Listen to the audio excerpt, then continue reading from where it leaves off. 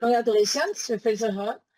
And the first question, we have seen you excel in several action movies. Do you consider yourself the new American action hero, and which actors have influenced you in approaching this genre?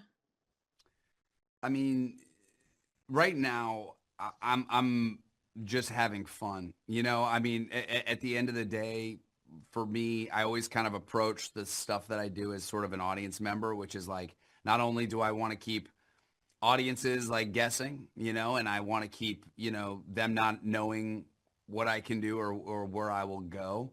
But also I'm trying to surprise myself. I'm trying to kind of go into movies that kind of scare me, like different sort of environments that sort of cause me to develop new skills and sort of face new parts of myself. And so that's been the fun part is I'm not just, I'm getting to do some fun action movies. I mean, The Running Man was obviously one I've never been out in front of a movie like this, and put myself physically through a gauntlet like this or emotionally through a gauntlet like this. So this was like a different environment. So I definitely wouldn't label myself as an action hero, by any means, but I am, I feel very, very grateful that I get to occupy this world, especially with the direction of Edgar Wright, who we've gotten to see him do a lot of action, some action in some of his movies, whether it's Hot Fuzz, Baby Driver. But I don't think you've ever really gotten a chance to see Edgar Wright flex his full ability in this way. And you really see that completely on display in The Running Man. Both Stephen King and Arnold Schwarzenegger had given their blessing to the film and to your role. How did you react to that news, and how did it make you feel? Reacting to the news of how much Arnold loved the movie. Yeah, Yeah. I mean, look, Arnold Schwarzenegger is one of my, favorite actors growing up. I've watched literally everything he's done. And also, I got to shoot Expendables 3 with him, over 10 years ago now. And so to find myself sort of,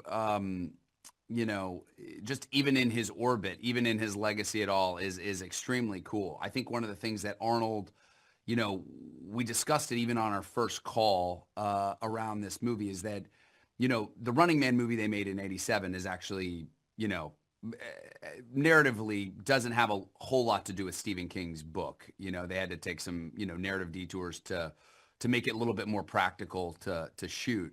Our movie is much more loyal to the Stephen King book, which takes Ben Richards, the character I play, out into the real world where the entire world is hunting him.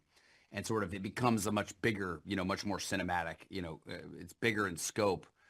170 sets in the movie. Very, very, very, very tough to shoot.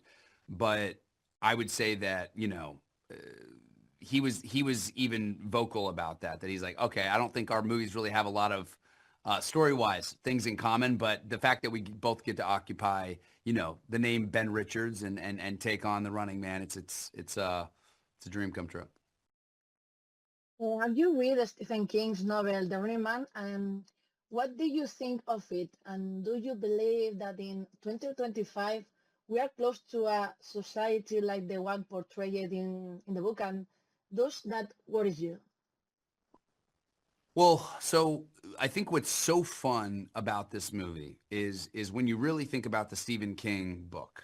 What I think was initially shocked by, and Edgar told me this, is like, the book was written in the early 70s.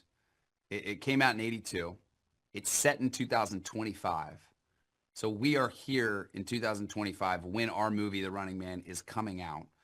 And the world that Stephen King wrote about, the all the things in terms of the our relationship with media, deep fake, AI, uh, fake news, sort of how we engage with the media, how we're quick to label heroes and villains and those sort of things. I find it to be fascinating. It's what makes great sci-fi, in my opinion.